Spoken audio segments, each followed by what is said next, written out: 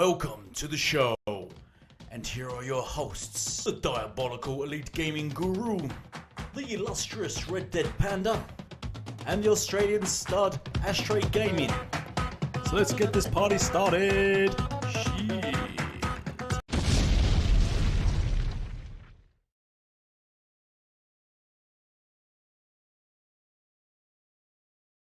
And we're live. Yes, we've all got Elite muted on Twitter if you didn't know that. Who's Elite? We're live. We're doing it live. We are. Yeah. Messy as always. Good morning, good evening, depending on where you're from. It's time to say goodbye. And that's it. Richie, you starting? I'm drinking coffee. Elite's drinking beer, most likely. I'm on Corona. water. Yeah. Jen, what are you drinking? Wine. White spirit. Wine. Wine. Sounded really guilty when I said that. What? I There's need nothing it. wrong It's with late on wine. Friday night for me. There's Yeah, nothing it's wrong Friday. with wine. I love wine. It's medicinal. Yeah. It's medicinal. I mean, you do need to be heavily sedated when you do a podcast with Elite. Yeah. So I don't blame you. That is very true. Yeah, basically. I'll just do a quick shout out to the chat. Welcome, Try Hard Fan. Fuck you. Grey Monad and Jen. Good to always have Jen in the chat. Hello all for another podcast, episode 99. When was that? 100? We have to do something special for 100. Yeah, well, you're not going to be Yeah. on it, Elite. I'm not going to be on it. Oh yeah. It's just going to be the honest to God. Serena show. Yeah. Oh, God. Oh, that's okay. Ashtray. Like a 12-hour podcast. So, I can't how's everyone compete with been? the Xbox 2, okay? I don't quite have that endurance. Yeah, can we Yeah, not do 4 hours? I haven't got that endurance either. Yeah. no. Especially after a couple I of have. glasses of wine. Oh, Oh, really? You keep that information to yourself. Hello, Anyway, everybody in the enough- chat. enough Fuck about you, me. try hard. Grey Monad, as per usual. I just did that. Great, everybody. I'm trying to reset. It's very messy at the start of the show. Can everyone hear us? Let us know if you can hear us. 'cause Can it's everyone that thing hear where we waffle all on. of us except Elite? Yeah. But yeah. We'll just sit and wait. Yeah. But We should mute him Yeah. on the Discord server as well. Okay. Yeah, Yeah, maybe we everywhere. should. Yeah. so I forgot. Who's that laughing? That's probably the delay on the YouTube thing. that's Someone's playing it in the background, Oh. maybe with sound. I don't know. It's Oh. probably a delay. That's my giant spooky. laugh, so I do apologise. Yeah. Giant. So I forgot what I was going to say now. Oh, yes. So welcome back to another episode of the Gaming Guru podcast. Episode 99. And yeah, how are we all doing? We're all having fun. It's been loads of news, isn't it? Been loads of great news. Fantastic news. So let's just go through the panel because we're sort of waffling on the stage. Let's talk. We've got a special guest. Her name's Jen. Don't know if you've ever heard of her. Jen. Hi, fancy She seeing got you followed here by again. Phil Spencer, thank you. Someone has heard of her. Congratulations, Oh Jen. yeah. What if- Yeah, I'm basically a second-hand celebrity at this point. Exactly. Yeah. Very, very mid. Very low key. What does that make Wow. you, Elite? That make I'll be off. I'll be off. Go on, Jen. Let's hear it from Jenny. Jenny from the block. Yeah, I wouldn't say it's been a week for great news. I think that's not quite the right phrase for it. But I've still been playing games. I've been playing Dead Island 2. I've not been in a rush to play REDFALL for obvious reasons, even though I was quite excited about it. So I've just been carrying on with Dead Island, really. I'm not a fan of zombie games, but I've somehow ended up going from Resident Evil 4 into Dead Island 2. And now I love zombies. I don't know what's happened to me, but yeah, it's just so much fun. It's just this arcade style combat with all these different weapons, and I'm having like a while of a time in it. So yeah, I'm not in a rush to really pick up another game at the moment until I finish that. I have to finish a game before I move on. Did you ever play any of the Dead Rising franchise then? I did not. No, I normally avoid anything with zombies like the plague. What are you doing on the I know show it's then? really Elite's strange. here. I find them really stressful. But Dead Island 2 doesn't take itself too seriously. death doesn't really mean anything. I know some people like it too in games, but I don't. I just want to jump right back in where I was. And the music, the soundtrack, everything, it's just a real, zombie slaying good time. And it's just come out of left field for me, really. It's not a game that was even on my radar until it released, and I saw clips of it on Twitter, and I was like, oh damn, this looks good. I'm gonna get on that. Even visually, it's really impressive, which we haven't seen from a lot of games recently. So it's like, oh yeah, this has just come as a complete surprise. Have any of you guys played it? It's a hard Nope. no from me, sorry. Oh really? Yeah, it's not that I don't want to play it. It's that I don't want to play it. Fair enough. I'm not a big fan of the first-person style, and with that type of gameplay, it's quite jarring for me. I don't know. There's something about it that kind of. Saying that, I have found that when I've been playing on my own Xbox, so my Xbox is attached to a computer monitor. If I'm sat at my desk, I literally can't play it because of, like you've said, that first-person mode. It's like it makes me feel sick when I'm sat next to the screen. Yeah. Like motion sickness almost. I found that when I first tried it on the monitor, so within like 20 minutes I had to stop playing. I can only play it on console on the settee looking at the TV screen on my other half Xbox. Yeah, which is a pain because it means I have to wait for him to not be using the Xbox for me to be able to play it. Yeah, that is a pain. Yeah. Yep. It is, yeah. But yeah, that whole view really screws with my head as well. Yeah. I mean, I want to play it, but it's just that side of it. I mean, I could probably just force myself through it, but I'm not playing Redfall for a very similar reason as well. Like, I haven't touched that. I know I said the other week that I was probably going to load it up and look in quality mode, or look at the 30 FPS mode and just see how it looked, and then put it away until the 60 FPS patch came out. But I kind of got stuck on this little game called The Last Case of Benedict Fox, and I was playing it last week, and I've completed it now, 100%ed it. There's one achievement which is glitched, which they're patching to fix, but I thoroughly enjoyed that game, and I died a lot, but it was so much fun, and it really stumped me in some spaces because it doesn't hold your hand at all around like telling you where you need to go.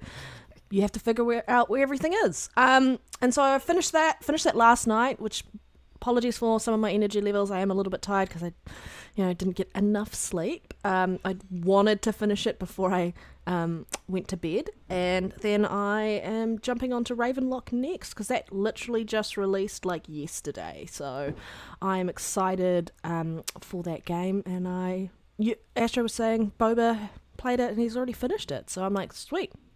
That shouldn't be a long game for me, and I'm really happy about that. It means I might go back and finish Echo Generation because I got distracted by another game, and it seems to be a trend. I get distracted by games and then I forget to go back and play other games that I'm really enjoying. So yeah, that's me. That's what I've been doing this week. Benedict Fox. So if you haven't tried it, do give it a go. It's actually a lot of fun. I think the only thing I'm annoyed about it is how long it takes for you to unlock, like get upgrades for your weapons and such, and how long it takes for the, I guess, combat to really evolve and become a bit more nuanced in sense of just being like slicey to begin with. Yeah. But that was my only thing. I want to see what they do next. They've left it open for a sequel, so fingers crossed it gets a sequel and it gets the love that it deserves, because it's actually a visually beautiful game, the art style, everything like that, and there are things that they can improve on in that space. But highly recommend if you want an indie game to sink your teeth into if you're not feeling Redfall, jump in that. Yeah, that's a good idea. I jumped into it for about 10-15 minutes last week, but I've been playing Star Wars Jedi Survivor, so I've been sinking my teeth into that and really sort of just focusing on that game. I'm not going to boot up Redfall like yourself, Red, until it's 60. I've had a couple people say, let's just jump in for it, play it for a little bit, but I'm not really. I might, but I'm not, phased. I want it to be a good game. I want to have a good experience with it, so I'm more than happy to wait. There's plenty of other games to be playing right now. It is a shame that it's launched in the way it's launched, but It is what it is. We're going to talk about it a little bit later anyway, so yeah. We will. Yeah, Astray should be quiet. Elite, what have you been playing? I thought you were just going to go into the first topic, Ashtray. Well, I can't talk now because I just said we're going to talk about Redfall, and I've been playing Redfall, so I won't talk about that. At least give us your impressions of it. Are you enjoying it? Are you not enjoying it? I know you'll talk a little bit more about it when we get into the next topic. Yeah. Or when we get Well, into that I'll as a just say topic, this. but- In detail when you talk about it, though. Later. Massive, dirty details. But what I've said Please all along, Yeah. Keep it clean, about please. Arcane, that I've always thought they were an overrated developer anyway. I'm never sure why anyone thought they was massive anyway. I don't know why everyone put so much faith in them. As I said on here before, I think a couple of weeks ago, that I genuinely don't like their games. They're no good, and I didn't like Ghostwire Tokyo. And I think if anything, this game's the better of the game's recent games. So, but we'll go into it later. But it's Arcane Studio. Interesting. They make great games. But Controversial from Elite. Ghostwire Tokyo wasn't too bad. It was a little samey, but I played it and finished it. But that's a lot of criticism against this game, though, isn't it? It's an empty world. Well, it's we'll just- repetitive. Which Ghostwire Tokyo is exactly the same. I think I think that's probably a part of it, but I think the AI is the worst part, and the frame rate issues and stuff. Yeah, the performance. Oh, the AI on Ghostwire Tokyo was bad. We Because could- you could be fighting something and then you back off a certain distance and they stop interacting with you. But that happens in every game. Exactly. I mean, Elite, you're just an AI and you're pretty bad in the podcast, so, Oh, Sorry, Elite. Sorry, not sorry. She's not wrong. I'm the only one that played the topic we're talking about. Yep. Yeah, that's true. So- Okay, you are on Maybe brand the this first- week. You are on brand. Showing the commitment. Okay, that's a fair point. I've been doing this Yeah. podcast with you guys for a year. That's the first time you've done something that we haven't done already. So, And congratulations. also, I noticed that I've got a higher gaming score. Hey, I got a higher gamer score than you this month so far, Astray. So, I thought you said gamer no, score doesn't no, matter, that's it. Elite. I thought you made It that doesn't. very clear. It doesn't matter. It doesn't matter. It's just a shit on Elite podcast week. It doesn't matter until it matters. Oh dear. Um, I got Yes, over I have been 100,000 in my gamer score. I'm so Okay. proud of myself. so, what have you been I'm playing? proud of you Red? too. She literally just told us. We've gone through, we've gone through all that. He wasn't listening, because Oh, no. yeah. It's good to- Yeah. Sorry, Elite. It's Can good. finish talking. It's going to be a messy show as per usual. It is going to be a messy show. Should we just get into our topics? Because I've added a new topic. I don't know if any. While you guys are just waffling on, I added a new topic. All right. Yeah, we just ignored you. You added a new Yeah. topic? Okay. Yep, see, because I'm professional and I get on with the job. You see the new topic? It's the news only came out 40 minutes ago. Oh, okay. Yeah. All right. Yeah, So, let's get into our first topic, though. Sorry, it is going to be a little bit of Stop. Oh, shit, I've lost it now. back and forth between Sony and Xbox news this week, guys, because that's how the week has kind of turned out. But yeah, you want to start Yeah. us off, Elite? I will do. So, topic number one. That's what we're going to have to do is a sound thingy. Topic number one. I should just mute him, Uh, right? Yeah. Yeah, okay. Are you ready for this? Are you all ready? Are you all sitting comfortably? Have a think. Are you sitting comfortably? A little bit louder, Elite. Right, Get so to the here's a point, shocker. get to the point. This is going to blow your mind. Here's a shocker. The £70 price may negatively impact PS5 game sales, data suggested. So reports indicate that PlayStation users are buying less games. And so Sony's data suggests that the high costs are the reason why their game sales have dropped. What, less than what they already were buying? Far out, man. Yeah, pretty bad. Jesus, that's shit. You made it toxic. See, I was being professional. You just made it really toxic. Yeah, I was chomping at the bit to jump in there Yeah. and say that. I don't want But to it's be true. professional this week. That's So, not happening. so that's a shocker, isn't it? The higher prices after all the support the devs and all the talk that we don't mind paying more for games. In fact, raising more, yada yada. They're actually buying less games. They've all been lying, and there's a shocker. People are buying. Why do you think they? Why do you think the game sales are going down? Because the price has gone up. Can you put your finger on it? What do you think? See, you're pointing out a One trend thing there, I've quite gone off in my obviously, Elite. life. Yeah. Do you think people just don't want to pay £70 for last generation games for a start? Because a lot of the games are cross-gen, especially on the PlayStation. And Or a lot of the games are games, remakes and they're charging 70 for them. so yes, or the games that are dropping that are next gen only and on PlayStation 5 that cost 70 are generally games like Returnal, Forspoken, just games that are releasing really bugging with issues, aren't they? Am I wrong in that saying so? Nope. So there And we that's go. not just an issue for PlayStation, it is for Xbox as well. It is, yeah. But this Yeah. yeah. Okay. No, well, Xbox has only just released their first $70 first-party game, which is Redfall. All their other games Yeah, before that have been $60 US. What a great start, though. Well, exactly. That's Yeah. not a good look, is it? Yeah. That's just it, though. Like, people want to see a reward for the higher price that we're paying, and right now we haven't seen it. You know, No. what game has Still not released seen at it. that price point that has really satisfied us.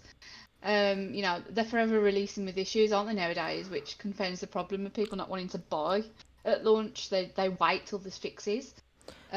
Publishers just want to get the games out and fix later, and if you're going to charge $70 for a game, that's not good enough. It shouldn't be the attitude for the publishers. Exactly. I mean, Tryhard said games like Hogwarts, Star Wars, and God of War will sell a ton regardless of 70. But once again, as you said, I mean, Star Wars has got several issues, problems with it. It's not released sort of perfect, is it? No. By any means. And No, Hogwarts. no. Is anyone still playing Hogwarts? Has that been forgotten already? Is that fair to say? I'm I think assuming some that. people are still playing it. Well, it's about to come out Yeah. on the other platforms, isn't it? Sorry about It just clearing came off out that. yesterday. So I think there's going to be a massive uptake there.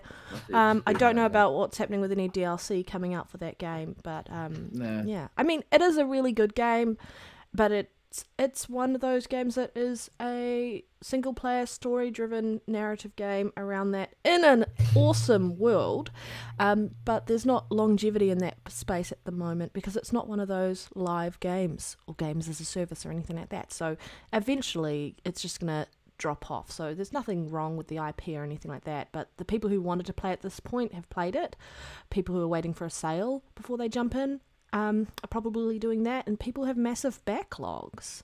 So I think it's just what we're currently dealing with is a whole heap of being overserviced to some degree, but underserviced at the same time. And I said it, I made it in a tweet, I said, I think the whole industry has an issue right now, regardless of what platform you're on, and it's basically releasing unpolished games and then charging some stupid price for them. Like, the fact, and I made a complaint about this anyway, was that cross-gen games, specifically on PlayStation side, and some of the other third-party devs who were doing that, who were just charging more for the next-gen experience, but it was a cross-gen title. That was bullshit.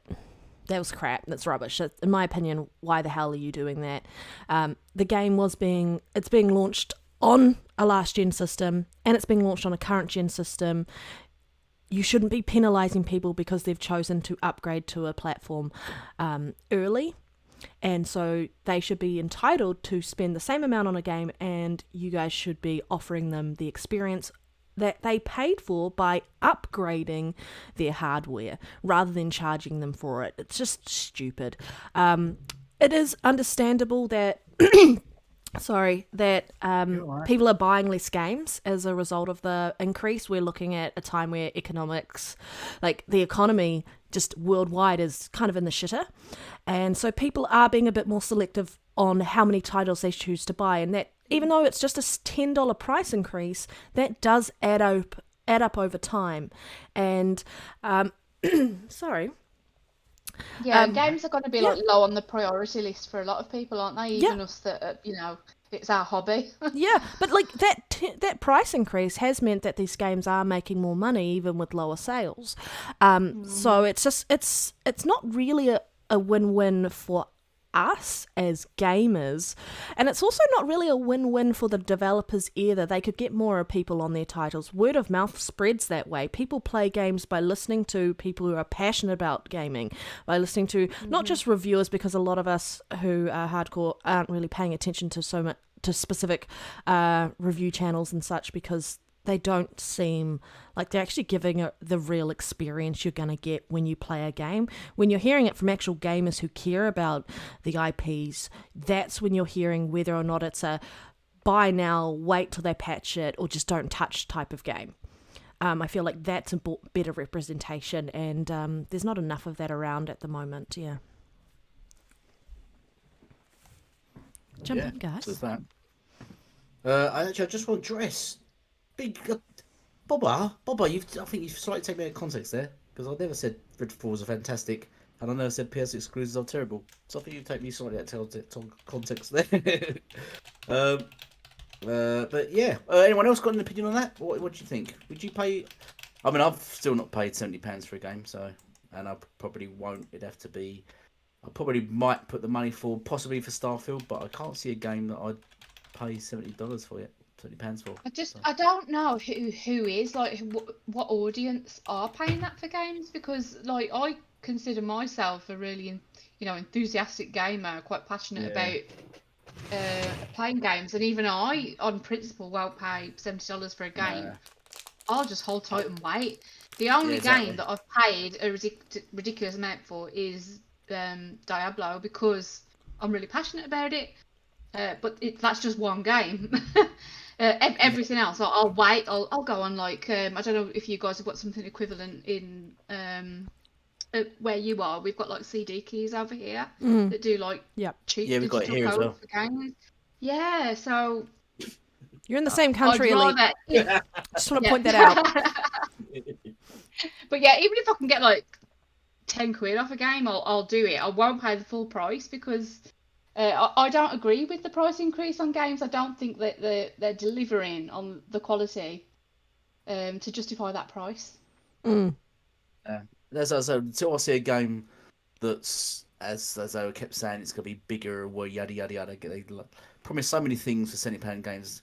Until I see that, then I don't think you will ever buy a brand new game. I said Starfield because we know it's going to be, unless it releases like REDFALL. If it meets expectations, it's going to be this big. I can put like, I don't know, 100+ hours more into it. Then I might invest £70 into it. Otherwise, I'm not gonna pay £70 for it. But you're just gonna play it on Game Pass and then decide if you want it. You get a discount on Game Pass anyway, right? Yeah, that's exactly that. So I'll play it on Game Pass for Winter. That's the thing as well. There's so many games around. Yeah. Exactly, there's just so many games to play that why would you be in a rush to play something on release?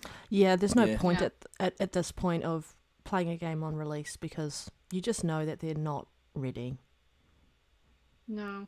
They basically feel like they're being released in preview, and then you're finding the bugs for them, and then they're patching it later. And as a result, if you enjoy it, then you feel like you're having to defend the game. If you don't enjoy it, you're probably not wanting to pick it up, because they've already sullied your views on the title. Mm-hmm. Yeah, it's just not ideal. I picked up Jedi Survivor. Yeah, I'm here. I'm just letting you guys talk. I picked up Jedi Survivor, brand new, and that was 110. That's 110 here for the standard edition, and like 120 for the extra edition, and I picked that one up. So I mean, I'll pay it. It is what it is. Unfortunately, I'm not gonna let a few dollars really get in my way. Plus, I know I've got Game Pass, so majority of the games that I play are on that, so I'm making the saving anyway. You're right when you say games that, are they really worth it when they're coming out buggy, and even more so than they used to. But it's up to the individual at the end of the day. Yep. Yeah, it's a shame that the frame rates aren't great in Jedi Survivor. There's frame rate issues in a lot of games. Even Hogwarts had it. Yep. As I well. Still enjoyed Hogwarts, and that was still a good game. Yeah. So it's kind of an each to their own sort of situation. Yeah. People are going to be fully against paying $70 for a game, but will drink, buy coffees every day and spend the money that, so people spend it in different ways anyway. At the end of the day, it's just how you choose to have, what the money's worth to you. So for me, I'm a gamer. I like gaming, so I'm happy to spend the money on games. And that's just me. I don't go buy a coffee every day. Actually, I rarely buy one. We've got a coffee machine at work, and I have coffee at home. So, you know what I mean? And other people spend, $30-$40 a week on coffee. Yeah. well, I don't do that, so I can spend that money on games. And so that's how I sort of justify it myself anyway. And I'm sure other people have their different little things that they do or don't do Like, to justify, purchases. yeah, if the IP's worth it, I think, like, to you, who am I to say that that's not worth that price? Like, for me, Fable, I will be getting that day one. There's no stopping me. Like I said, Yep. I think last week, that is the whole reason I love Xbox. That is one of the first games I played on the original Xbox. And that is, like, my mum wanted to buy us a PlayStation 3, and I was like, can we get an Xbox? She's like, no, I want a PlayStation. And I was like, but it's $1,000 and an Xbox is like $749. Like, it's cheaper. You're saving money, and I can get a game as well. No, Exactly. No. And so we didn't get any of them, but that's okay. When it comes down to individual value, though, Yeah. because if you know you are going to spend hours upon hours upon hours in a game, then absolutely that price is worth it. Yeah. It's just that for a lot of games we don't know that at launch, which is why I don't really suggest pre-ordering games. Wait to see what happens. That's why I think betas are great. I think demos are great. I think at least then you get that's how I got into Diablo 3. There was a demo on the Xbox 360 store, and I think you get to like level 10 or something, and then I absolutely thoroughly enjoyed it. And then I purchased the game. But for me, I don't pay full price for games anyway, because I just go halvesies with my sister and we game share. So we get one game, but we can both play it. And I think that's so much value for me. And that means that I can then decide I can buy another game on top of that because I didn't pay full price for this other game. So it's like I can do that as a result. But not everyone has those opportunities. Not every ecosystem offers that as an option of game sharing and such. So I think it's definitely down to your own personal preference, what you're willing to pay. But it's still hard. Like, who didn't see this coming, that there was going to be an impact on game sales as a result of price increases, as a result of the economic climate that we're in at the moment? It's not really news. It's like a duh. Yeah, exactly. Right. So price, just like you said, price has a factor on lack of sales, and so does the economy. Yep. That's just the signs of the time at the moment, and interest rates are all going up higher and higher. And I'm bored of this topic. Elite. Yeah. Moving on, Elite. After I spoke. He was moving on, bored next topic. after he said we're going live. No, I'm kidding. I was bored the moment I heard your voice. Oh. He just Sony's likes your voice reducing- now, Jen. Jen's never talking No. again now. Ashtrey's. I like Ashtrey's voice. I like his Australian accent to Rudy. Yeah, it's a go, mate. Is he go, mate? Is he go? What's Sony doing this time? Yeah, Let's go. yeah, thank you for bringing it back. Red ruined it twice. Sony is reducing investment. Sony is reducing investment budget and allocating more funds to fuel its PlayStation gaming business. So, by the sounds of things, well, actually, by the reading it here, it says Sony's sort of invested more into the PlayStation gaming division and not so much into their Sony. The rest of their business. the rest of the company, because They're doubling down on Gaming- PlayStation. because gaming is now the biggest media, and obviously we all know Sony has all its pies. It's not a monopoly, everyone. Stop saying monopoly. Just because Sony have got their fingers in every single pie, doesn't mean it's monopoly. All right, stop saying that.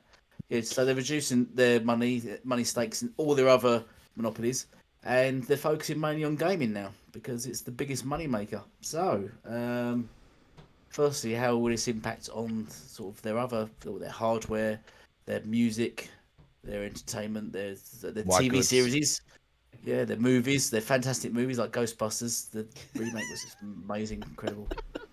That quality I watched movie. that. Yeah. You're terrible. Look, they're fantastic movies. They just rehash. Yeah. So yeah, they're investing more into gaming, which is good. Great.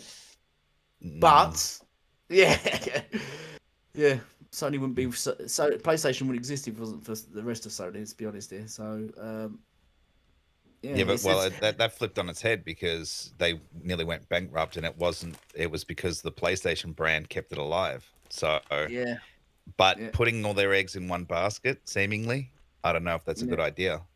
No, that's what I mean. Especially if all these other bigger money, because it's obviously they're doing this because they obviously ain't got enough money to compete with the big boys, have they? That's why they're throwing all the money into gaming now, because they can't really compete with Amazon and Google and Tencent and Microsoft. So they're throwing all their money into gaming. And the thing is, if they lose this war, if they lose this PlayStation war, then they lose the entire company, don't they? I assume. Yeah, probably. You got to look at They it. are still competing though, aren't they? Their hardware sales are Phenomenal. more than those other companies you mentioned. I was just going to say, Yeah. you also have to look at it like, it's not just they're doubling down on PlayStation, but they're also doubling down on those IPs and diversifying them and putting them outside of just PlayStation. And I'm not talking about PC in this particular instance. I'm talking about like their TV shows. They've done a great adaptation with The Last of Us for the general public, and that does warrant, I guess, commending them in that space and doing a great adaptation there. But it also means that people who may have never played the game or anything like that have been introduced to the IP and now may go and play the game as a result. Who knows? So there is some benefits to that, and they are looking at doing that more often. They are putting into PC, but I think they need to really work on the execution of that after The Last of Us Part 1 remake on PC. That wasn't a great reflection of what that game was when it launched on the actual PlayStation hardware itself. And like I said, it's very disappointing that I know they were trying to, I guess, build up off the hype of the TV show and then get extra sales in that front for it. But it just, like I've said time and time again, these games should be released when they're ready. So I think kudos to them recognizing that they've got a cash cow in PlayStation and they're wanting to reinvest. It's Microsoft reinvested in Xbox, and Jim Ryan might have come back with a great business model or plan to go, hey, this is why you should be putting extra money in here, etc., etc. But let's just wait and see what comes out of it. Hopefully they'll diversify their pillar of their game styles instead of just being third-person, over-the-shoulder, story-driven 30 FPS titles with some 60 FPS modes. When you see the last topic, I know they do have 60 FPS, guys, but I would like to see them diversify. Yeah, you're gonna wait until you get to the last topic. They're yes, they've invested more into PlayStation. So the Last of Us TV series, is that funding going into PlayStation then, or into their TV entertainment? I think there'll be a bit of both. Yeah, that'd be my guess as well. Mm-hmm. There's obviously a link there, but we're never going to know like how that profit is allocated. Mm-hmm. Yeah, allocate. Yeah. But it's all part of the wider IP. Yeah, and I think the difference here between Microsoft is Xbox isn't by far the moneymaker for Microsoft. They obviously invest heavily into Xbox, but it's got no way of trumping what the money revenue Microsoft makes and what's other sort of business revenues. I think it could overtake it if they do the right moves. Yeah, exactly. And I think that's, if not to overtake, at least kind of match it. I don't know if it will overtake it. I think Windows makes too much money, but at least sort of get level pegging. There is a shift, though, Elite. If you have a look at some of the articles out there and stuff, is that gaming is still on the rise. Windows, Excel, it's not selling the way it used to. So they're actually in decline. So, and gaming's still growing and there's still a lot of opportunity out there. So there is a chance that Xbox could be the biggest or main pillar of their business in the future because it's growing. It's selling. I think it's selling more than their tablets and stuff as well. So it's probably a plan with the cloud gaming and APK deal. Probably that's their future investment. Absolutely. Which is they're being obviously stopped from investing in. Well, look, Xbox is still going to do cloud regardless of APK, so it doesn't really matter whether they get it or not. It'd be good for them to get it because it'll speed them along, but they'll get other acquisitions and form new studios anyway. And regardless. to the idiot in the chat, and I'm going to call you an idiot in the chat, rather than your actual name, saying Sony investing more into gaming is a very good thing and a very bad thing for Xbox fanboys. Actually, it's a very good thing for everyone in general. So take your head out your ass and just stop looking in the stupid goggle of Sony good, Xbox bad crap. Because if you ever listen to anything else outside of reality, then you may be aware that everyone wins when these companies invest in gaming. They invest in their IPs, they invest in the developers, because those developers don't stay in one place forever, they move around. And you can take what you learn and you can take that to other studios, competitors, all of that. And as a whole, we want the industry to do better. As a whole, as a consumer, we would like you to grow up. Well Indeed, said. Well it does said. create competition. So, yeah. Yeah. And competition's good for everybody. Absolutely everybody. We all benefit from it. And Xbox isn't going anywhere. Uh-huh. Yeah. No. Yeah. No. As much as they'll keep hoping that Xbox collapses, for some reason I don't know why you'd want another game company to collapse. It's weird. It's weird. They also I've seen them get sort of a bit moist over Sega going under, PlayStation destroying Sega, which is like ridiculous, weird. I can't imagine why they're so happy about things like that. It's weird that they get a bit happy about Xbox dying. Just up on your mic a bit more, they call Elite. You sound a bit quiet. They call themselves gamers, but it's just weird to want something else to die. You still haven't figured out how microphones work yet. Yeah, Deep-throated Elite. Sorry. Maybe I've been turned down. That's all it is. Put it in your mouth, Elite. Ow. I don't want to jump ahead with topics, but we'll get to this later when we talk about Phil's interview and exactly what he meant with his comments. And it isn't about a console war. Nope. I think So he let's had jump some really good onto- points. Yeah. Yeah, I think he did. But let's jump onto a really hot topic next. It's a really a good one. You ready for this one? This one comes from the bottom of Ashtrey's heart. Microsoft starts testing new Xbox Home UI that will arrive in 2023.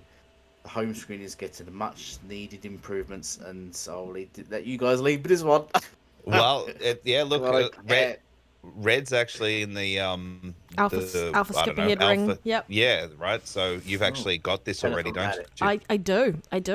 I think it is a much needed improvement. I can see like 3/4 of my screen now of my background.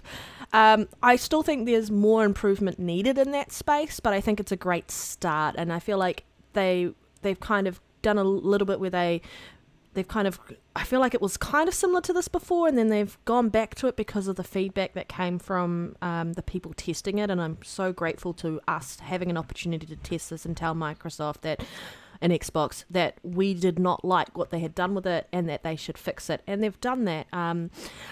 I think that as a result, they really do need to look at designing the backgrounds to better reflect the tile sizes and such, so that you get you're actually taking advantage of the space that you can see.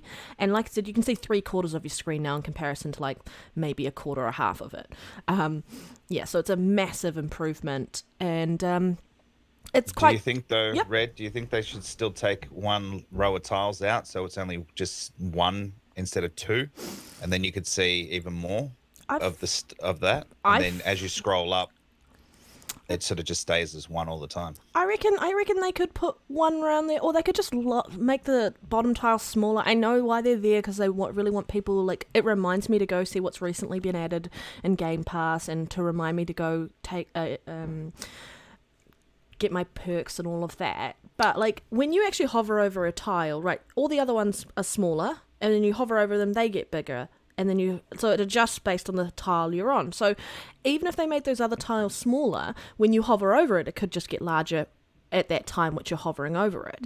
And I feel like that's a better Can you change the tile size? Because currently you can make them bigger and smaller in the game section. Can you do that? Have they added that as an option? Because maybe you could shrink the tiles down a little bit. I haven't actually checked if I could do that with the ad ones, the marketing ones that they've got for it. I should actually go and have a nosy, but I was having a look at all the dynamic backgrounds that I have available, and you do get a lot more of the image there. Like I said, they still need to redesign them, because even some of them, I looked at them and they're still cutting off some of the bits that I would like to see. So maybe just thinking around that, if they're going to stick with this particular version of it at the moment, a rethink of putting what you really want people to see up the top more so. Yeah. Okay, but Are there less ads on the new dashboard? Because I know a lot of people were moaning about like all the Call of Duty ads when that came out on the tiles, like taking up like 5 or 6 tiles on the home screen. Do you see less ads on this new UI? It's still the 4 tiles for ads. I still feel like they're not as big, so I feel like they have reduced them in size. But Yeah. I feel like it's our system that we're using, so we should be able to take control of what we see on our home screen. And Yeah. I feel like there's still room for improvement there. Like when you load up to home, instead you might want your pinned games or whatever else you want your groups done, and maybe they make it an option where you can choose what your home screen is when you load in for Xbox for the first time. Who knows? But yeah, I feel like it is a massive improvement. It's a good start. I feel like there's still room for improvement there, and the more feedback they get, the more they'll be able to tailor that to what we're wanting as our experience when we load up our Xboxes. Yeah. I have noticed that there is a slight performance issue though when entering into certain apps. They're not as fast and snappy as they were, but that might just be a side effect because it's an alpha. And so I have been putting feedback through for that. But yeah. Yeah, nice. It's good to see that we've got someone on the panel that's a part of the Alpha Ring and can check these things out, because I'm not going to put my console through that in case it gets bricked or something. So Yeah. I'm just not going to tempt fate. I took part in the Alpha Ring a while ago, and I turned it off pretty quickly because Elite. for whatever reason it was affecting some of my games. So even like Minecraft servers, and it was really, really weird. So yeah, I came out of it. I don't like to fiddle around with technical issues on my Xbox. Fair enough. But with the UI stuff, I hate to be like, I'm all right, Jack, but I've never really understood this obsession with the UI, because I don't spend much time in my dashboard. The only thing I will say is I bought the Stellar Shift controller, which comes with that dynamic background, the cosmic, the cosmic space background, and you can't really see it that much, so I didn't really care. I suppose if they do improve the tiles and what you can actually see in the background, maybe I will care, but right now it doesn't really bother me. It's not something I've ever gone through my settings to see what backgrounds I can use. It's just felt a bit pointless up until now.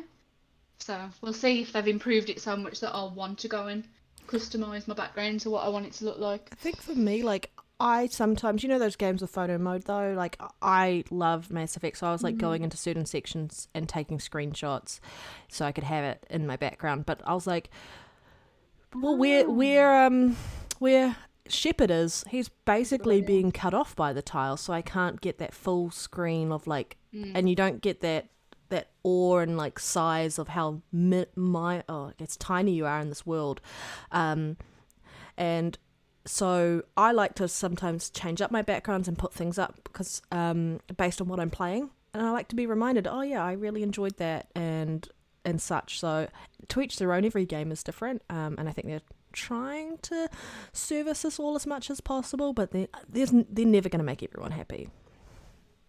Nice to meet someone else who's passionate about photo mode in games. Photo I spent mode's awesome. a ridiculous amount of time in it in Fallout 76 and Assassin's Creed Odyssey, just taking stupid photos of myself in different positions. Yeah. But yeah, I've never actually considered that, actually using one of those as a background. That's a good idea. Yeah. You're giving me an idea now. It'd be even better if they could, because you can screen record, right? Is Yep. to make a little GIF and then have that as your dynamic background. Oh, that'd be so good. Oh, you're just getting too creative now. I know, right? Isn't it? Yeah. All right. Well, Elite, do you have anything you want to say about the background or the UI at all? Nope. Okay, good. Next topic. Yeah. I think No. I was going to say something witty, but I couldn't even bother doing that regarding the alpha ring. But yeah. Well, it's alpha for a reason. yeah. Yeah, you stay in your Yeah. beta omega cuck position, Elite. That's sorry, disgusting. sorry. Damn. Did you say Damn. cock or cuck? Yeah. I don't know. I'm scared now. Yeah, I know. All Well, right. this is not the Red we knew at the beginning, is it? She's changed. Changed. That's what happens when they're in sleep. Moulded. It's not patience with you, Pear. That's what it is. Yeah, basically. Oh. Yeah, start us Yeah, on the next you've topic. driven her to the edge. Yeah, go for it. Driven me to be serious. Well, I was going to show you. Oh, pardon me. Please pardon me. I was going to be on to the next topic, but I'm flying through this too quickly. So, do you want to talk about the UI for a little bit longer? It's just you and I, Elite. You and I. or should just move on? Move on, go on. Yes, please. Right. I'm ready to talk about the next one. All right. So, is anyone aware that Redfall's recently released? And Is that a PlayStation game? Yeah, it was, but they removed it. They're evil. Oh, right. Do they want it now?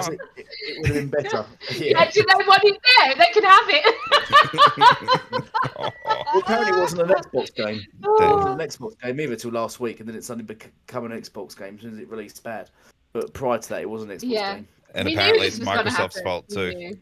Yeah. So it wasn't Microsoft. Microsoft had nothing to do with it. And then the following day, Microsoft had everything to do with it, and Phil should be sacked. That's literally how the narrative switched overnight. Yep. I'm just going to read Scream Rant's header on this because they're not at all biased.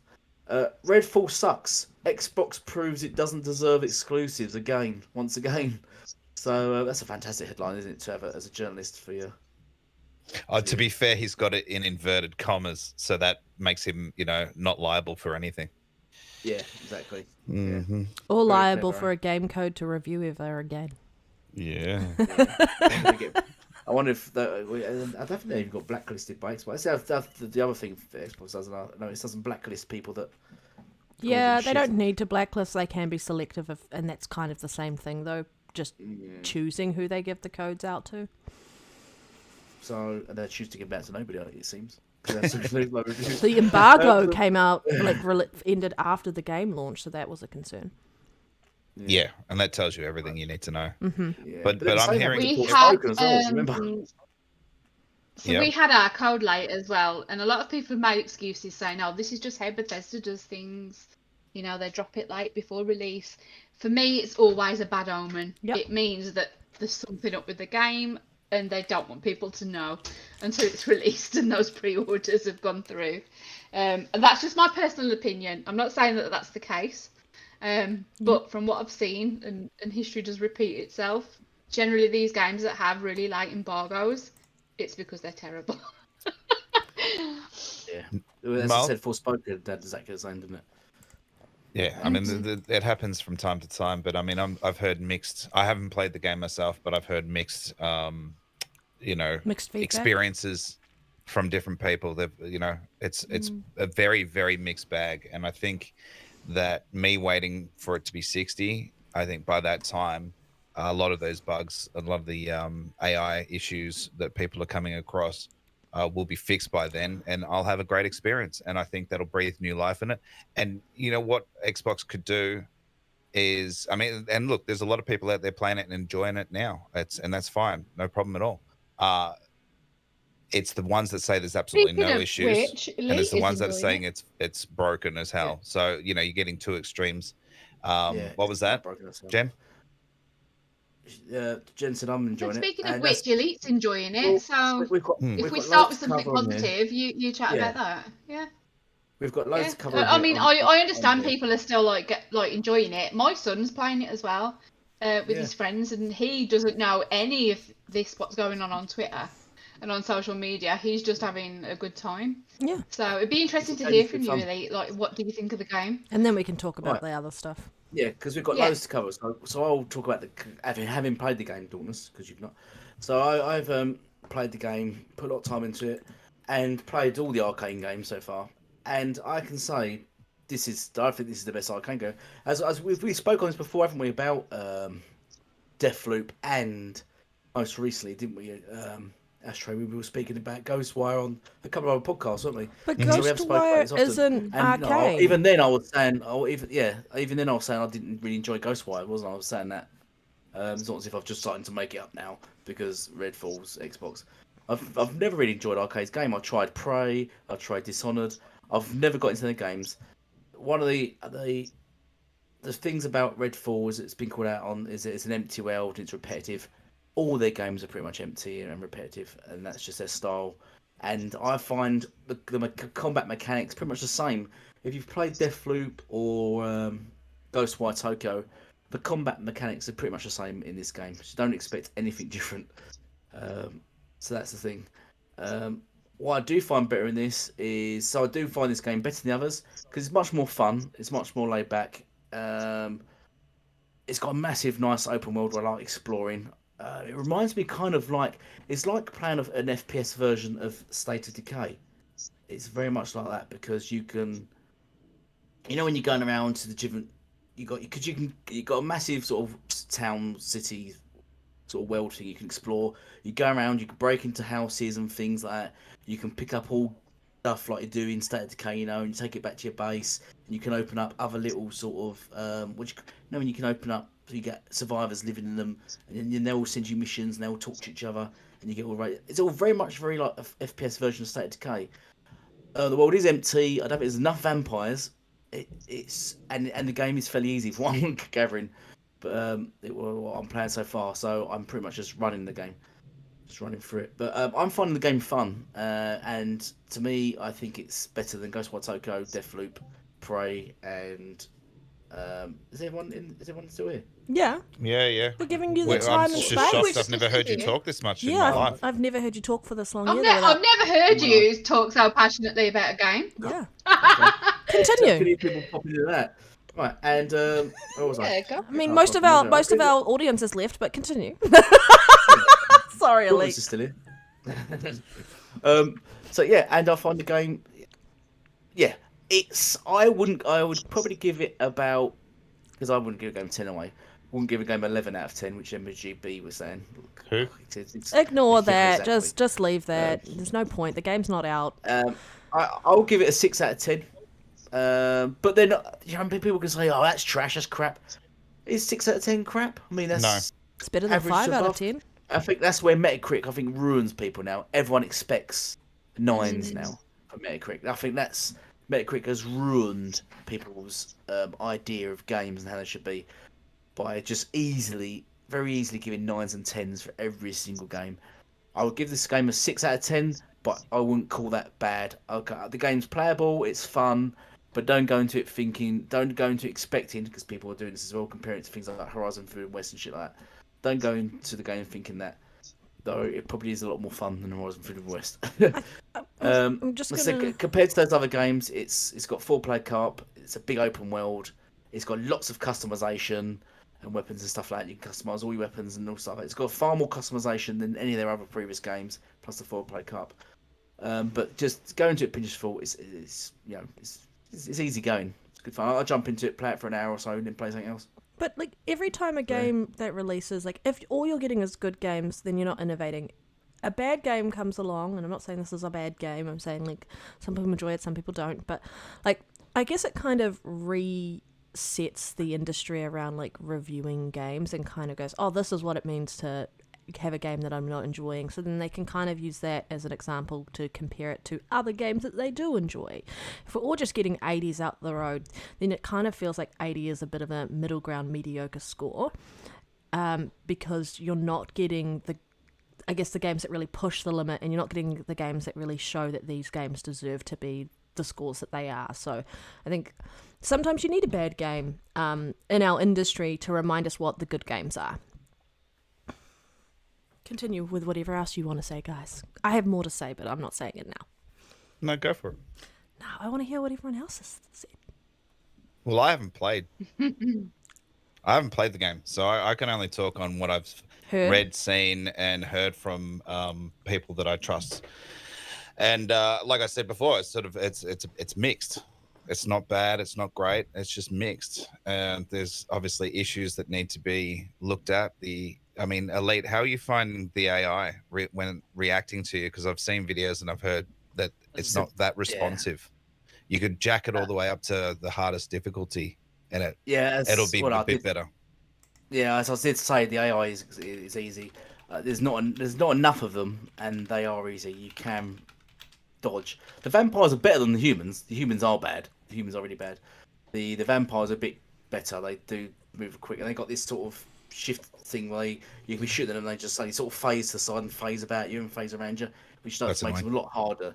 Yeah, they're meant to do that. It's like they're moving fast. It's like you playing on midnight difficulty? Because I've heard that everyone has said play on that. Anything below that, it's just way too easy, and even midnight difficulty isn't difficult enough.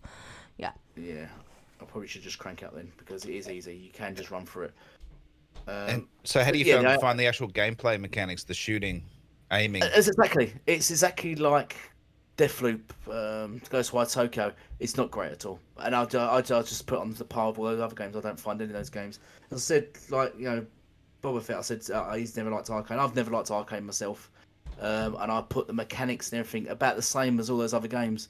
I just find it a bit more fun, a bit more enjoyable, and a bit more to do than those other games. And that's why I put it above those games, because there's more involved in it.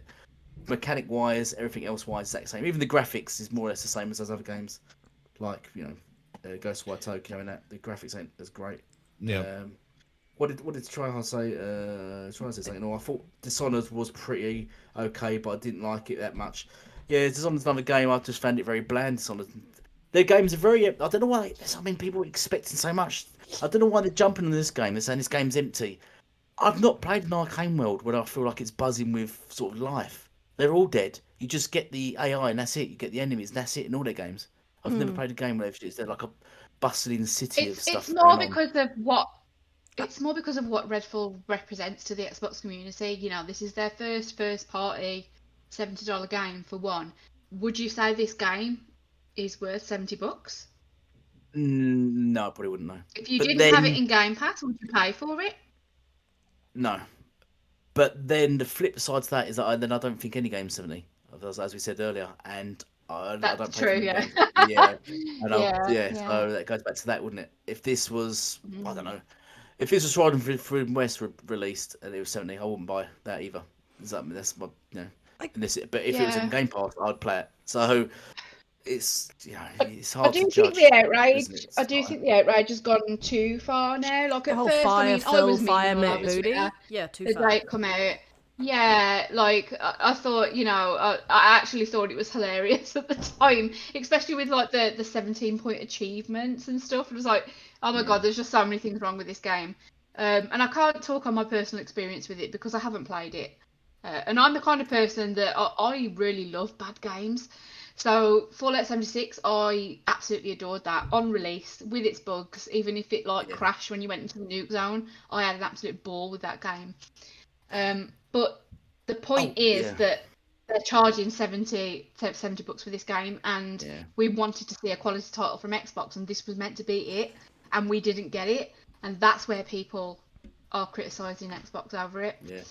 So I can completely see why people are outraged. That's one thing I wanted to say, actually. I think it's people not playing the game and jumping on this bandwagon. They're saying it is a buggy, glitchy mess and it's broken and unplayable. That's not true at all. I've not, in my experience, I've not really encountered many bugs and glitches and things that's pretty unplayable. The AI is not good. The graphics not good. The mechanics, it's just the mechanics are not great, just like with other arcane games. But the game isn't a buggy mess and unplayable. I've not encountered many bugs, to be honest. So there are a bit of popping, some awkward, weird popping. Texture streaming issues, yeah. And so Elite, do you think maybe another 6 months in the oven would have helped? I mean, obviously it helped, but do you think they should have just delayed it further? I would like to think that, but then you've got to throw into account that there was the talk that Phil didn't. Did that come out to be true or not? Phil wasn't keen on this game anyway, but you sort of let it go through. When did that come out? I don't know. That sounds like a bit of a Not even. It So wasn't even Passed what off he that. said It was comments. taken out of was- context. Yeah. Was it? Yeah, so internally they tested it, and they do their own like metrics internally about what they think the game will score, and this game didn't score anywhere near what they anticipated. So what that says about their internal testing, I've got no idea. But they thought it was ready to launch, and he didn't think that giving it any more time in the oven would have improved it, because of the creative vision that Arcane had with the game. Yeah. Yeah, so I mean- it's a tough one. I think it's been a week now, and the outrage has just been getting progressively worse over the week, and it is probably an absolutely fine game, but it is just what we were all anticipating from Redfall. We didn't get it, and we may get it from the next game that comes out, but I can see why the Xbox community is feeling pretty defeated right now. It doesn't mean Xbox is over based on one game releasing bad. I mean, look, we've had a good year so far, I think, with games. Like, we've had Hi-Fi Rush, for God's sake, which was amazing. People calling Yeah, for the studio to be closed. I'm like, really? Yeah, and They've for made some Facts over it, decent yeah. games. Yeah. They've had one misstep, but Cyberpunk was a misstep, and people are still signing up to that bandwagon. Are we calling for Cyberpunk to be? I mean, CD Projekt Red to be closed? Like, and people going. Yeah, I mean, people are saying that they shouldn't have even let Arcane do a shooter because it's not in their, their roundhouse. But Phil But that's stood the by his thing. comments saying that he wants studios to experiment with other genres, and we wouldn't get the games that we've had so far if we didn't let studios experiment. Exactly. I mean, I don't know if any of you have played like Pentiment, things like that. Yeah. So like Obsidian have never made a game like that before, but it was incredible, and we wouldn't get that unless Xbox gave them that creative. Ninja Fury made leeway. Bleeding Edge. Yeah. Yeah. That's So just okay, Xbox, Bleeding Edge wasn't Xbox, exactly an amazing success, but they tried to do something different. We're not going to get innovation in the gaming space if we stifle studios by telling them to only make the genre that they're good at and stay in their lane. We need to let them experiment and have mistakes made like this. It's unfortunate that this was the first $70 game, first party from Xbox, that has sort of fell at the first hurdle.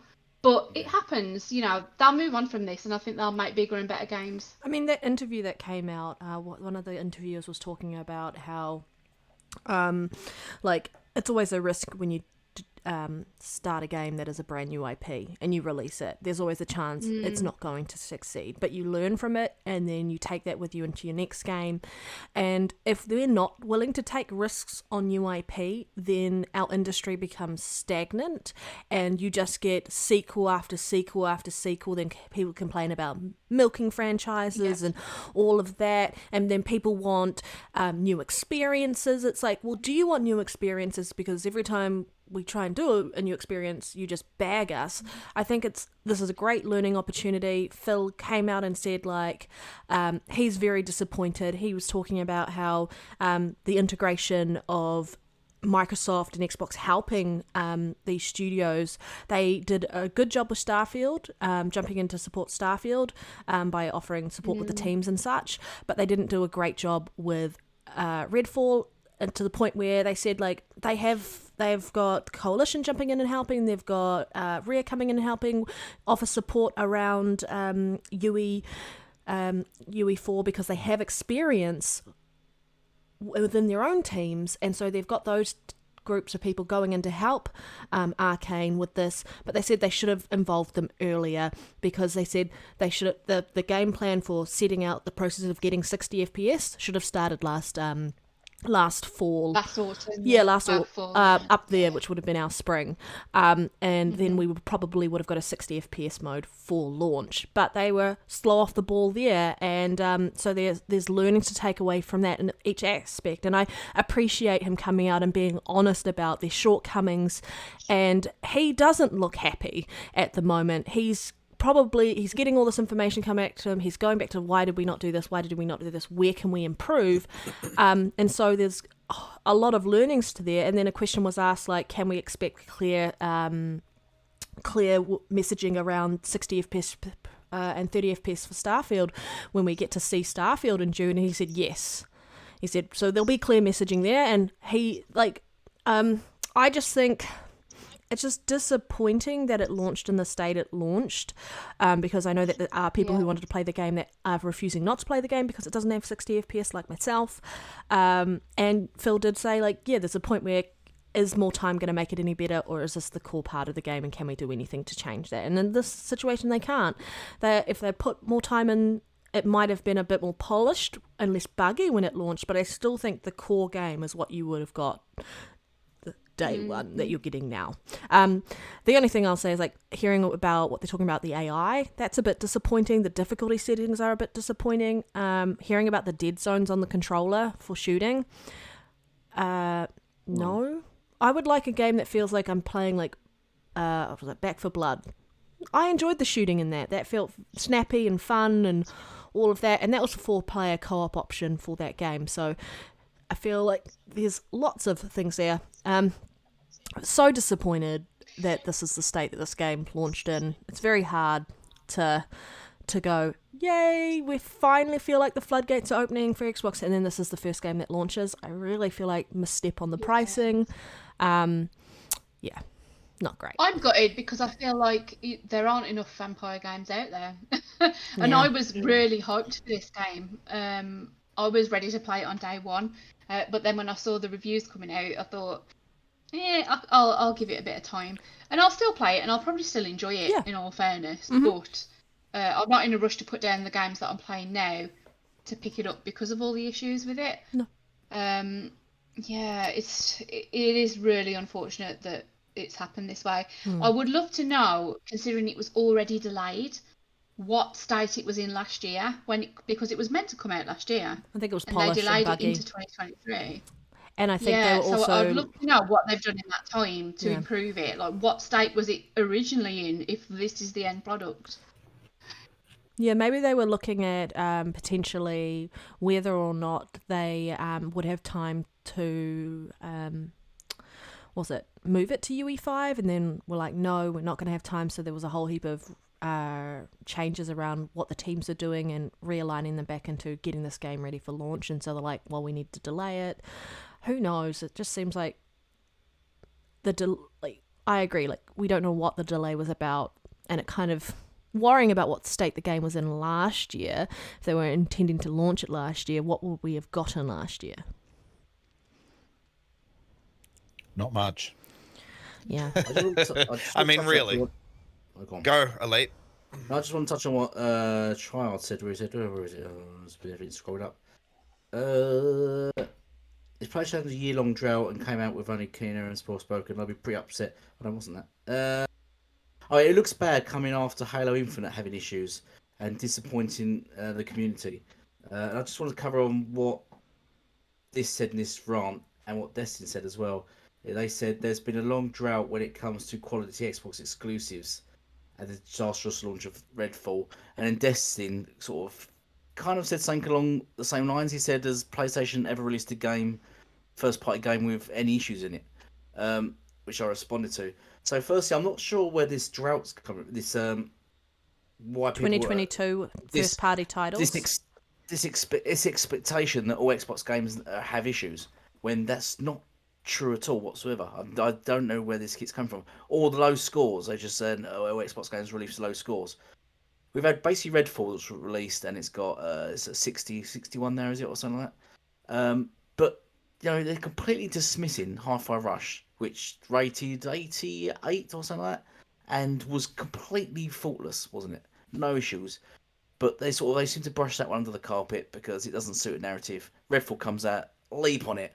All Xbox games release broken and mess and low scores. This has been debunked with Forza Horizon. We've had Pentiment. We've had Grounded. We've had even Halo. Fundamentally, wasn't a broken game. It's actually a very well made game. I think it had very little glitches, very little bugs. The campaign was fine. It scored high. The only issue is the gas state of the game, the GAS state of the game, the multiplayer. They couldn't keep up with the content for it, and that's where they fell short. If they did, that game would have been perfect, but they didn't, so it wasn't. That's no reflection on the campaign of the game or the state of the game released whatsoever. And I don't like this narrative that's been given that Xbox games all release broken, messy, glitchy messes, and all their studios need to be just debunked and defunct. Or they and need a Phil needs to be sacked. restructure and management and... Yeah, exactly. Continuously, it's complete disingenuous lies, and it's just getting really tiring. And then when Destin sort of hinted at it earlier, and I sort of see D-Batch sort of saying similar things, and then Destin said about do any PlayStation 1 game. I said yes. Horizon World West. Sent him a link. Released with the popping was fucking awful. Yeah, people dropping through the universe. Ratchet and Clank, people just dropping through it as they're playing running on a plane. People just dropping through the game. You're having none of these bugs on Redfall. No one, I've not seen any videos of people just dropping through the universe, just falling through it and just or just shoot up in the air, or half the glitches you see in these games. Gran Turismo 7 released, other than them hiding the MTs in it, it basically had no mechanics. The cars would roll and just roll like cardboard boxes. Go, You mean physics? no. Yeah, physics.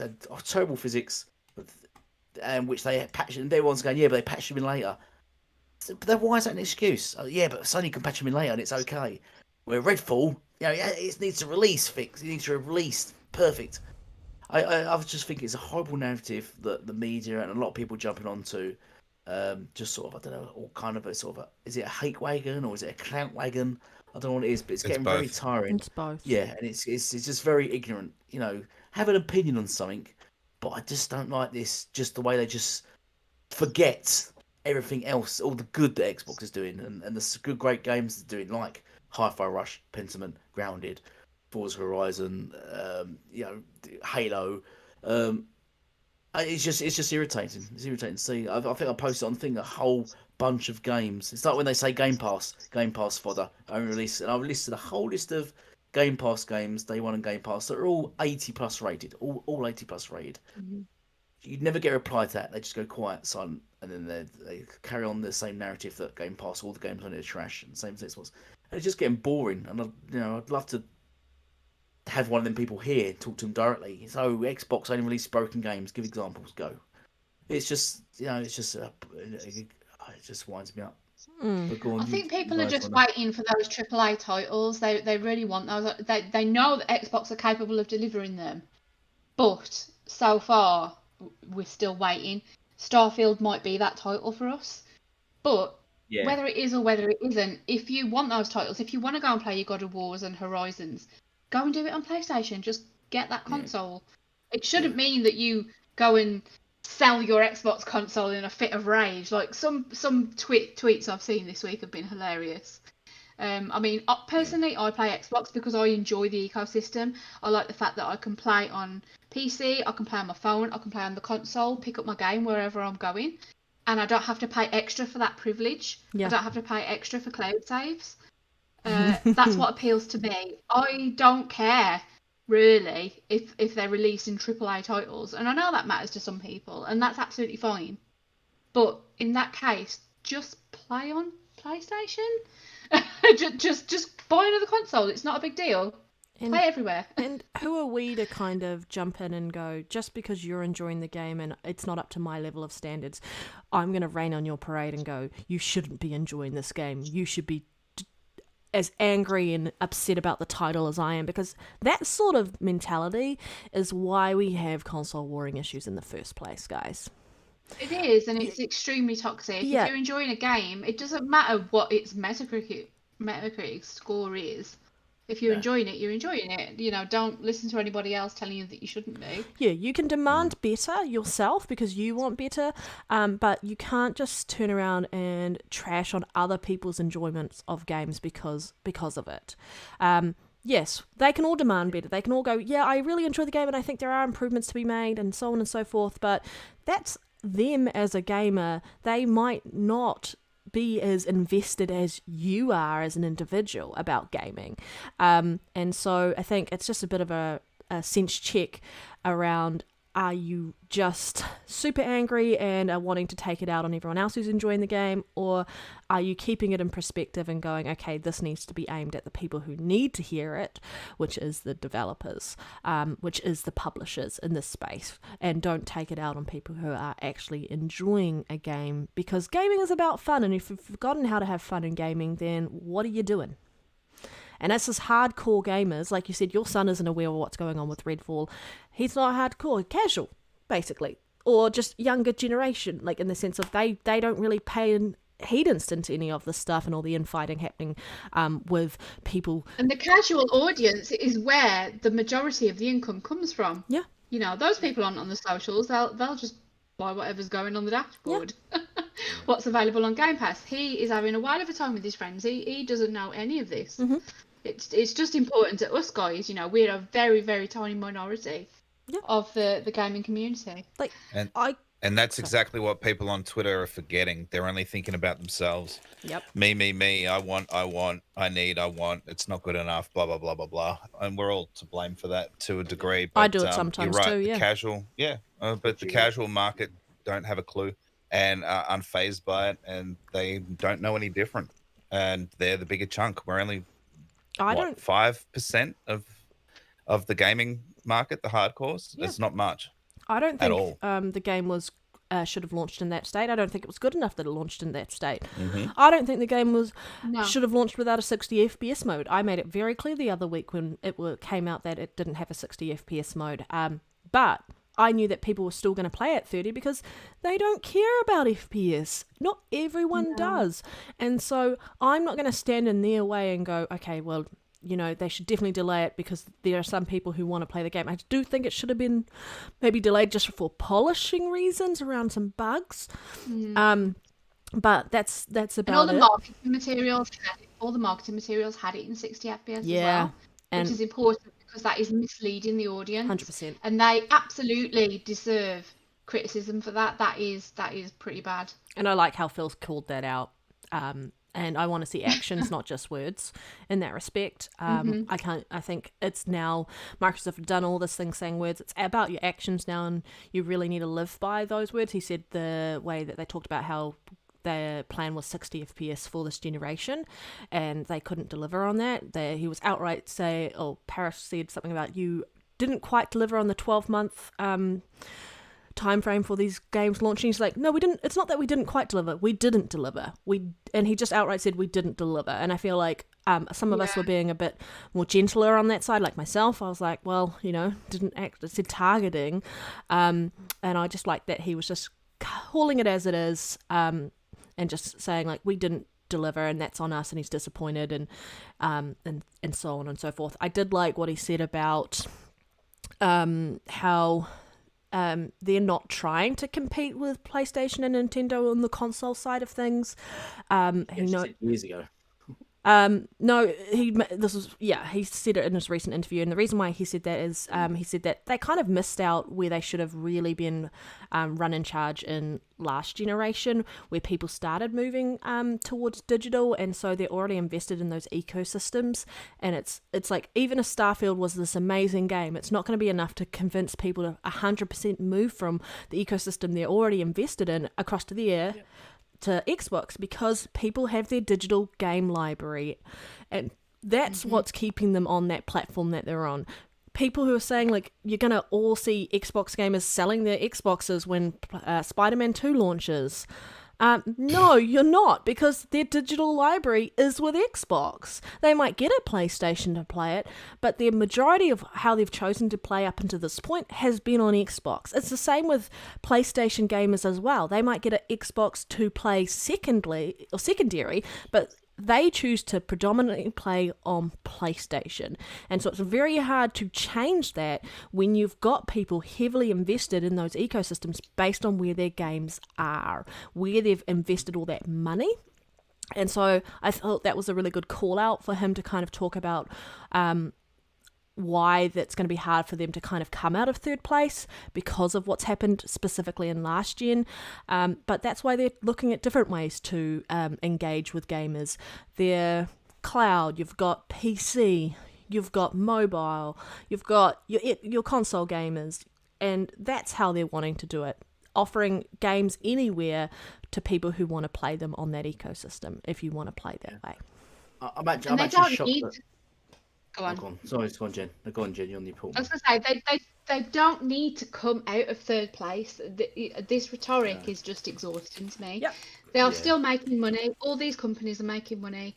And I'm just sick of people treating them like they're sports teams and it's about who's winning. Mm-hmm. You know, they're all making money in their different lanes. And he was absolutely right to say that, you know, they're not competing in the console market anymore. They already lost that lead in the Xbox One generation. They're not going to get that lead back. And they don't need to either. And a lot of people won't like me saying this, but I don't think in 10 years, 20 years time, we're going to even have consoles. No. In the same way that we don't have DVDs. And that's why Xbox are investing in things like the cloud and PC. You know, you can play Xbox games on Samsung TVs now. You don't need a console to play those games.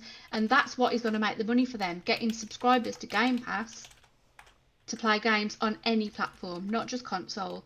And it doesn't mean that they're completely abandoning the console audience. It's just, it's not their main focus. And that's absolutely correct. That's the only way they're going to stand out from their competitors. And that's what he was trying to say. This whole console war nonsense, people are saying, oh, that, you know, he's given up.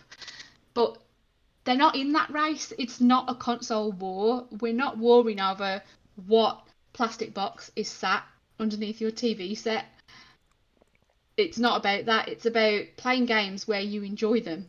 With the people you enjoy and playing that's what them Phil with, was getting at. Yeah, and Phil wants to make sure that anyone that wants to access Xbox games can access them wherever they want.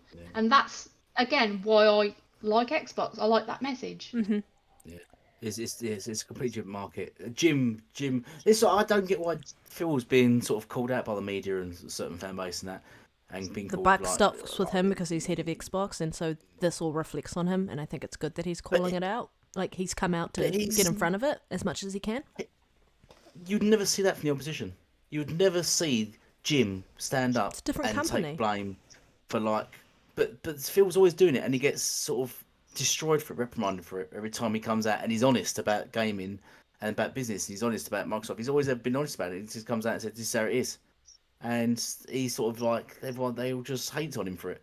Well, I just don't get why they're just doing that. You know, he's not trying to say Xbox is going under and he's just accepting third place. As you said, it can remain third place. It doesn't. There isn't a winning and losing side to this. It's about making money. No, it's about making money. They're businesses, you know, and I don't get this whole why there has to be this sort of weird race. You know, the only reason PlayStation's in first or second place is because, you know, basically they killed Sega off. They helped towards Sega by buying all exclusivities and the biggest publisher at the time. So I noticed, and then sort of the Sega just complete financially. Down the line, Sony might not be able to complete financially if Amazon get into the gaming business and start getting into cloud gaming and Amazon and Google and all these lot. Will Sony still be around then? You know, will they lose their position? It's not just about selling consoles gaming. It's never been about. Well, it has been about Jim's going down one route. Diversifying their business enough. Yeah, I don't think they are, and I think they'll get caught short down the line. I think that's the problem. That's why they're scrambling now. Ashtray, yeah, it's not, and they know it. It's not about console gaming. Yeah, it's much bigger than that. Console's only one part of the whole story here. And PlayStation and Nintendo are going to sell their consoles way more than Xbox ever will. Yep. And he's saying basically it is what it is. But there's PC, there's cloud, there's mobile, there's TVs, blah, blah, blah, blah, blah, blah, blah. We've heard it all before. And cloud is where they're going to focus on a lot of their attention. This console will never go away. I'm always going to be a console gamer. And I'm not going to change that. And just because it's not going to be their primary focus doesn't mean that they're not still. I mean, he even said it himself. You know, we're not going to not be treated as first-class citizens. We're not going to be disregarded just because we want to stay on console. It's always going to be options with Xbox, and that's what I like about it. Someone keeps dropping in and out. Jen just dropped in and out. I just kind of messaged her. There's an odd sound coming through her mic every so often that I keep picking up, and we're trying to see if we can fix that. Sounds like feedback, yeah. Yeah, some type of feedback of some sort, yeah. So but look, it's always doom and gloom with Xbox. Why does Phil have to come out? He shouldn't have to come out and say shit. No, he shouldn't. He doesn't have to tell anyone anything. it's just all double standards with Xbox and Sony. He could have pulled Yeah. out though. Like this Well, interview a was lot of people already could set have up pulled out, prior to it. and we wouldn't have half the issues we have in the world if people pulled out beforehand. Anyway, but like Yes, the interview was pre-planned or pre-booked prior to Redfall releasing, and so he stuck it out and still showed up for the interview. So kudos to him. Yeah, well, he's not going to bitch out, No. all right? No. But is that the He's a right man, platform? stand up to it, take it. Was that the right platform for him to be on with those people and shit? Yeah, he should have been on. He should have been on with Colin Moriarty. That I'm guy's actually really walking impressed with the thrushes, Joe. questions that they asked. Yeah, I thought it was going to be a really sanitary interview. I was impressed with it, and I feel like, yeah, I feel like they asked the questions that we wanted answers to, and he wasn't, shy about answering Shy. them. So He told I the was truth. impressed with it. yeah. I Because respect at the end that. of the day, software makes the money, and you don't need to be selling consoles to make money. So that's just the fact. He's got loads of other revenue streams, not just console. Whereas Jim's transfixed on selling consoles, so he's the winner in his head. But you don't need to sell consoles. We're living It's in not a 2023. long-term strategy, though. That is the point, and that's what Microsoft are looking at, the long-term Yeah. strategy. Technology Exactly. changes, and Yeah. they're moving with Let's that. be honest. Yeah. Yeah. Let's be honest. Microsoft are a $1 trillion company for a reason.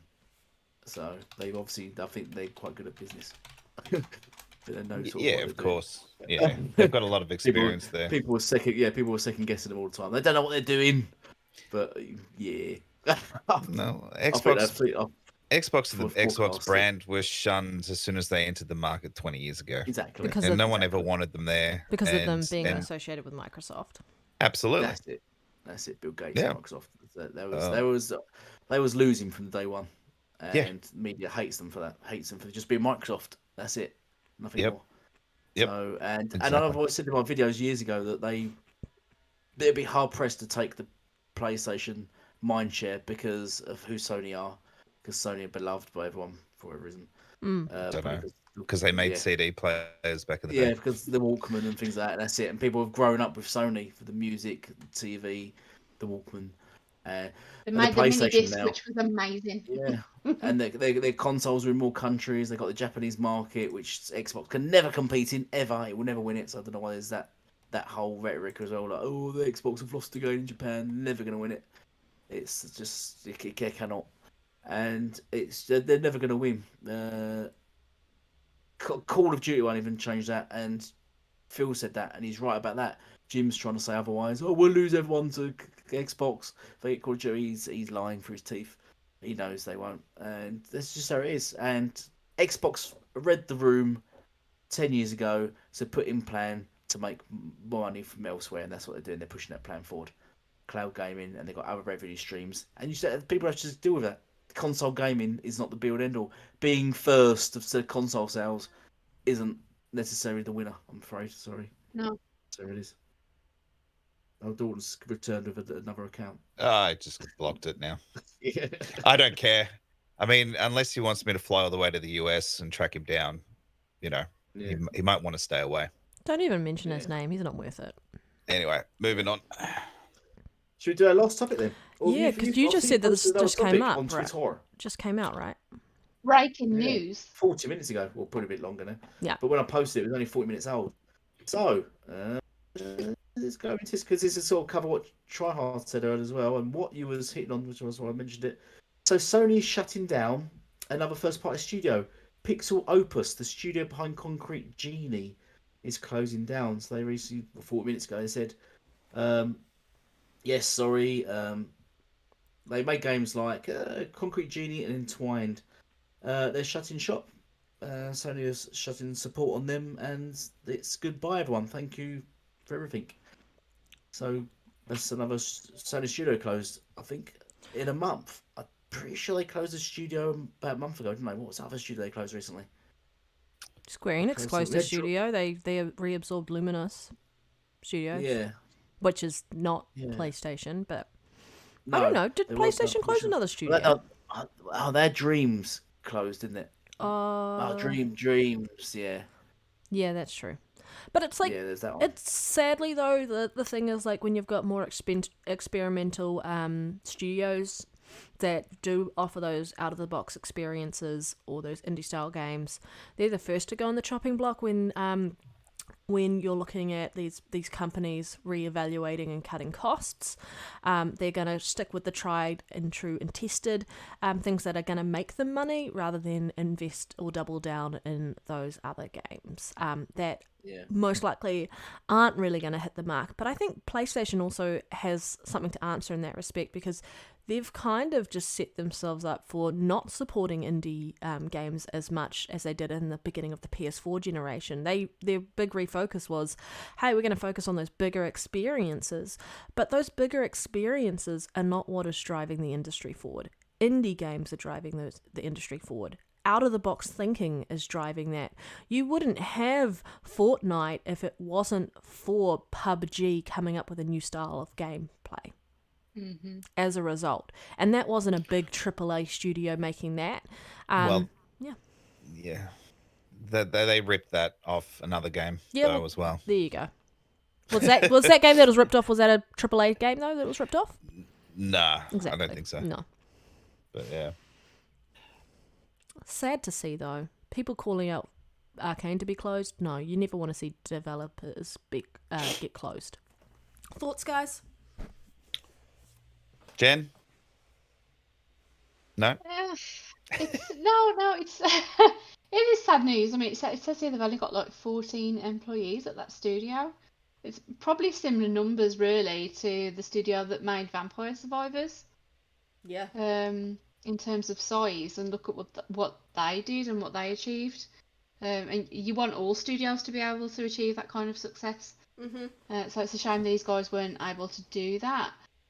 I can't fault Sony for shutting them down, because if it wasn't returning any kind of financial any profit, then of course they've made the right decision. It's a shame those developers couldn't find homes elsewhere in all the other studios that Sony own, but I'm sure if they're talented, they'll be employed elsewhere. I haven't heard of either of the games mentioned in this article, which probably says everything. That's just marketing that Sony doesn't really market the more indie-style games, though. Or if they do market them... No, can you imagine games like Pentiment or Hi-Fi Rush coming out on Sony? It just wouldn't happen. You know, that they don't really champion those style of games. Well, for them to have to pay for to get good space in the marketing, like on the storefront, and these studios don't really have that sort of budget behind them. Like Vampire Survivors probably didn't have the money behind them to fork up 25 grand to pop it up on, a storefront or something like that. That's the sort of stuff that just doesn't allow these little experiences to really take off and develop those studios as a result. And that's the great thing about ID at Xbox and even Game Pass. I've had more what I consider AAA experiences through indie games than I have through AAA games, in my opinion, as a result. No, I agree there. I think I've had more experiences that have stuck with me through indie games rather than AAA games. Yeah. They've told, certain stories that you just don't get in those AAA experiences. But guys, where's the fake outrage? Sony killed another studio. Oh my god, the world's shit. Oh no. Huh? Sony getting out of the console business. Exactly. No, nothing by the media. That's ignored. I mean, because we know it's bullshit, right? We know that it's just not working, so they need to move on and maybe business decision. But where's the fake outrage? I'm just talking double standards as usual. That was my point earlier about Redfall. Yeah, the gaming. Yeah, it's just we don't. But this is what we also mentioned earlier about Xbox doesn't get any praise for Ninja Theory on the back of making Hellblade 2 a fantastic. I mean, we've all seen it looks a graphical masterpiece, an actual graphical masterpiece, AAA game. On the back of that, they'll build Bleeding Edge on the side. Or we've got games like Rare. Was it Rare who done Grounded? Obsidian. Obsidian done Grounded, and then Pentiment was made by Obsidian. Is that Obsidian as well? Yep. See, they're just rolling their games. They're these little passion projects, which Xbox allows them to make. Yeah, they know they're not the big AAA games. They know they're not going to be system sellers, which I hate that word, system sellers. Yeah, but these ain't going to move the needle. That's not the point, is it? When you get into Netflix and you see all these shows down there, you don't go for this and go, yeah, that's not gonna move the needle. That's not gonna move the needle. That's not AAA. That's not. You don't do that, do you? You just browse. You watch what you need to watch. You watch what you fancy playing. Just like gaming, you play what you want to play. It's all about gaming, and I can't see why a certain fan base and media are just focused on AAA games or games that move the needle.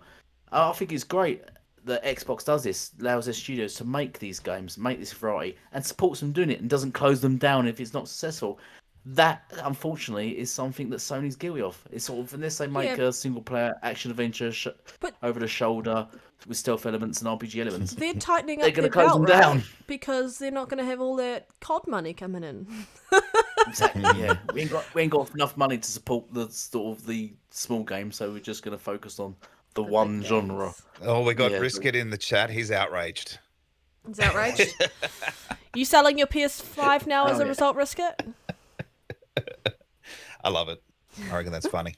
That's it. Yeah, look, these things happen. We just hope those people either find new jobs or get absorbed in other development teams within within PlayStation. So, well, it is what it is. But yeah, I just wanted to talk about the fake outrage stuff and where is it? Regardless of the size of the studio and whether they're a small team or a big team, it doesn't matter. Like, if Xbox closes his studio, it is the end of the world. The sky is falling. Is Xbox doom? Is Xbox even doubling down on games like they said they were? But someone else does it, and it's like, oh yeah, no one cares. They only care when it's Xbox. It's a double standard in the media, and we don't know what the reason for that is, but it's definitely there. I think they just Everything that Microsoft does is under a microscope in comparison to Sony. Why they have so much good faith, I have no idea.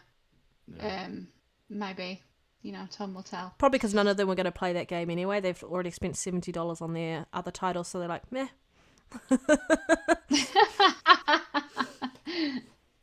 They're playing Forsaken. Well, yeah. Shall we? Any more to say on that then? No. Should we bounce on to our final topic? Because now we have another final topic. You're welcome. This topic's it's coming hot and fast. Eh? Just like you, Elite. Yeah, it does. It was I'd say a great show, guys. It started off really messy as usual because, we like to keep it fun and loose, and somehow Elite manages to get through our QA control and show up every week on the show. We actually do have another topic, where... We do? What's the other topic? Yeah, we actually do. Oh, but Red. Jesus, you are so unprofessional. Okay, I'm tired. My energy levels are waning towards the end But of the Red, show. I thought you'd be all over this one. Hogwarts Legacy has topped 15 million sales and grossed over $1 billion. Shh, I'm just going to go grab the lube, guys, because all I care about is console sales. Game sales. Lube. Gets me off. What are you going to do with the lube? I'm joking. Like, for some reason, a particular part of the community seems to get off on game sales. Yeah. Yeah. Okay, that was weird. But yeah, your favorite game, Hogwarts Legacy, is past 15 million sales. I'll just say, is she going to FaceTime that or? No. You wish. Yeah, no. It Anyway. wouldn't be called FaceTime after that. Oh. Yeah. Yeah, I will show up at your house with a machete. I like where this is going.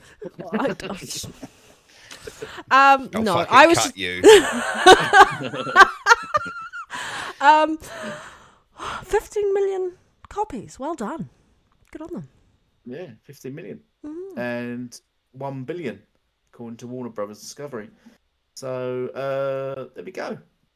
Yeah, during an earnings call, JB Perrett, CEO of global streaming and games, called Hogwarts Legacy's PS4 and Xbox One release important, but said that the company's significantly higher hopes of the upcoming Switch version. Ooh.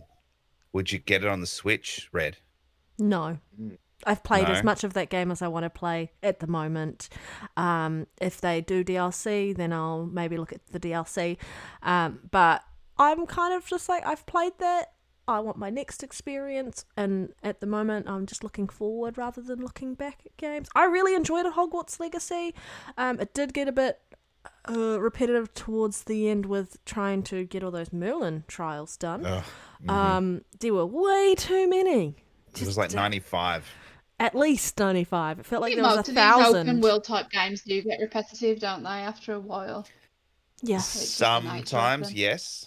I find with like Assassin's Creed games, yeah, you're essentially doing the same thing, but you can do it from different ways. So it kind of mixes it up, and the experience is slightly different. I feel like the pacing of some of these open world games could be a little bit better, in my opinion. Like you shouldn't be able to explore a certain section until you've done more of the story, and that way, like I did so much exploring in Hogwarts Legacy that I was so far behind on the story that I kept going back to places I'd already thoroughly explored and found everything that I wanted to find in them anyway. And I was like, oh, okay, I'm kind of just over that now.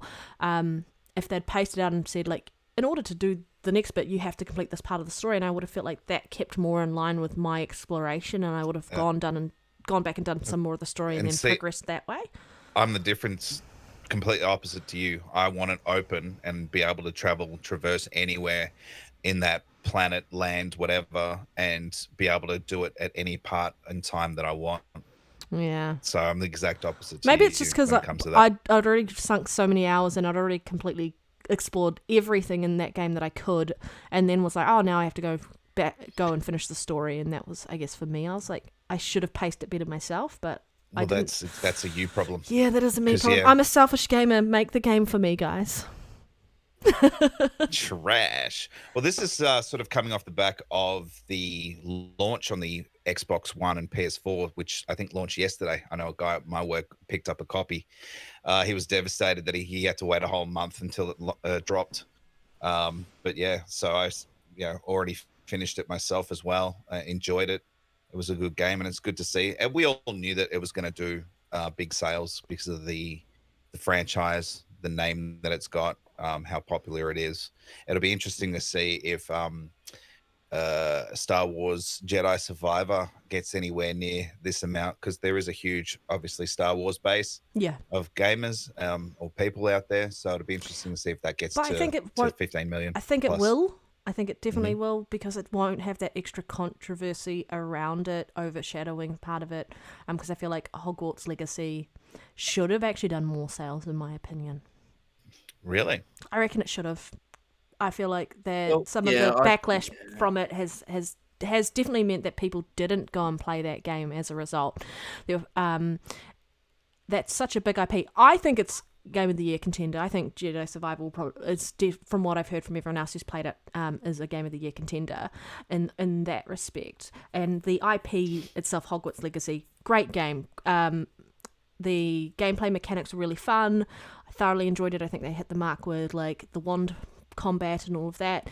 But it just, I feel like it should have done more. But again, my mindset will change based on the fact that we're now releasing on all the other platforms that it hasn't had a chance to release on. So that's probably where my expectation is, and that's where these should go from 15 million at least to 25 million.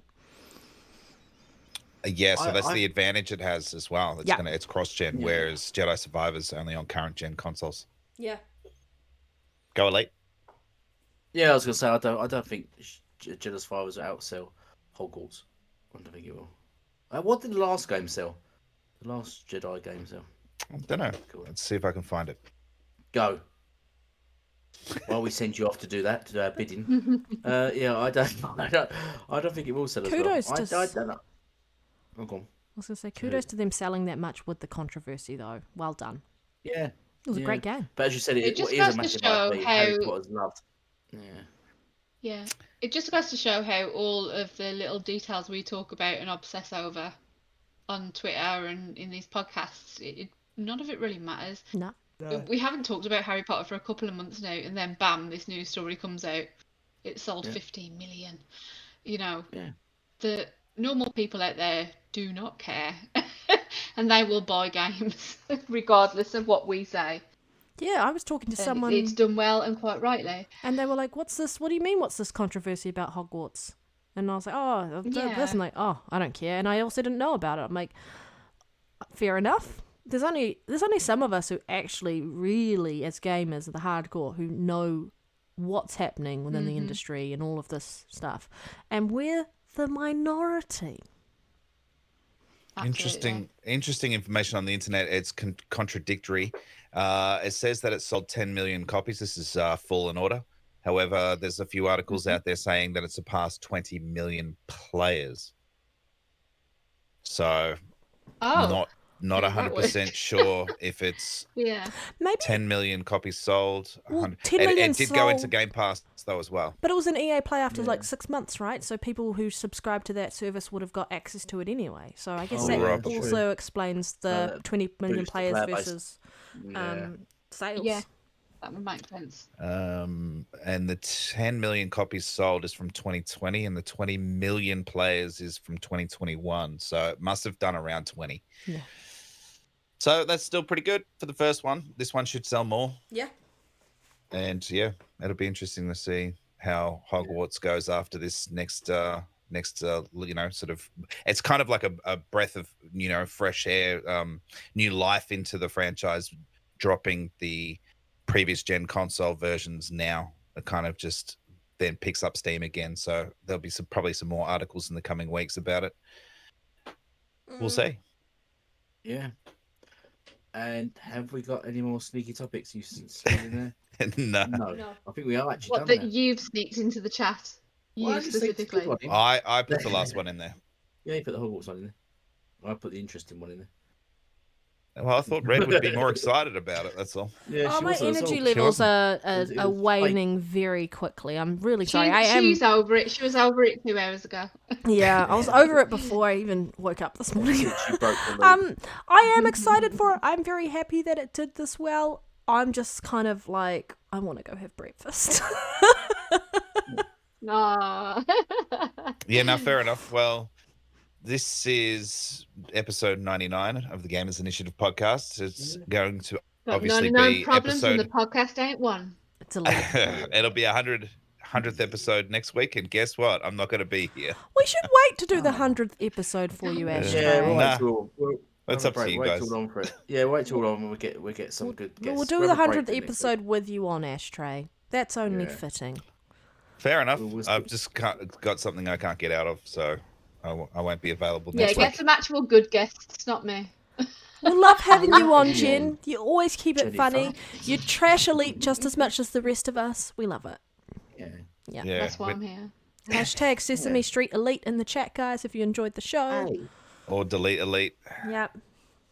Hey. I need to come up with stuff for you there. You've got such crappy names. There's nothing wrong with it. Yeah. So there. Right. All right. We've got just a quick shout out to the chat because we've not done a shout out to the chat for a bit. So quick shout out for Try Hard fan for lasting the whole duration of the show. Thank you, Try Hard. We love you on board. Biscuit for the biscuit. We've got Infinite Umbra still here. Hello, Infinite. We've got to get you on for the 100th show. Have we got Grey Monad still around? We got some other fella, some Town Fall still there. With his fourth account. Who else we got? I think everyone's gone. Oh, it's just us. Thank you, everybody. Anyway. Yeah, thank you everybody for joining us once again. Really appreciate the support and everything you do for this channel. And I think we'll sound off now, shall we? Yeah. Where can we find you all? Did we do that? We've not done that. We haven't done that. No. Yeah. Okay. Jen, where can you be found? At the bottom of the wine bottle.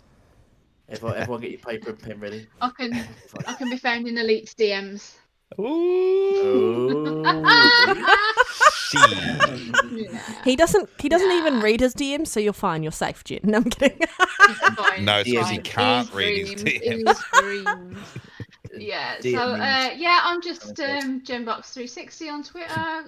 My link is in my bio there for all my Windows Central articles, which none of you guys read because you always link other people's.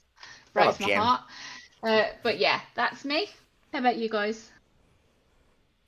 Red.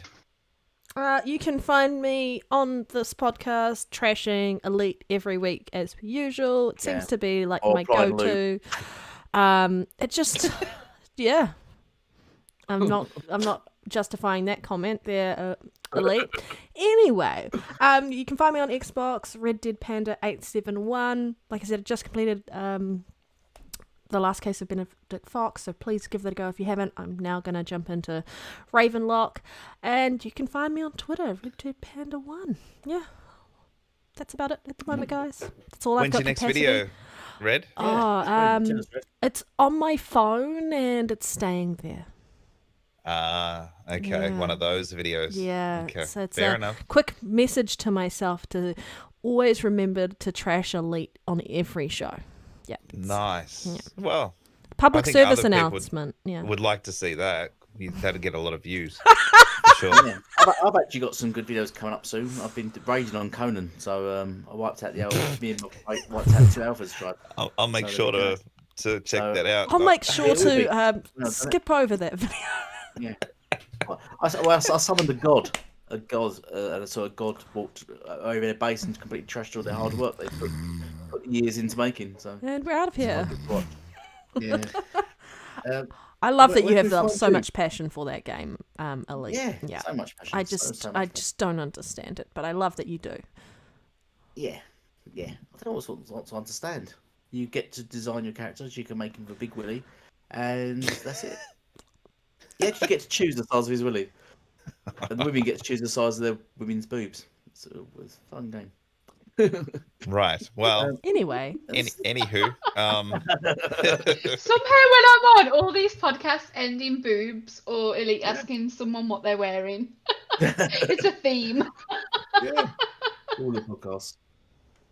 Elite, what are you wearing? Makes A you wear my sock. pajamas and a dressing gown.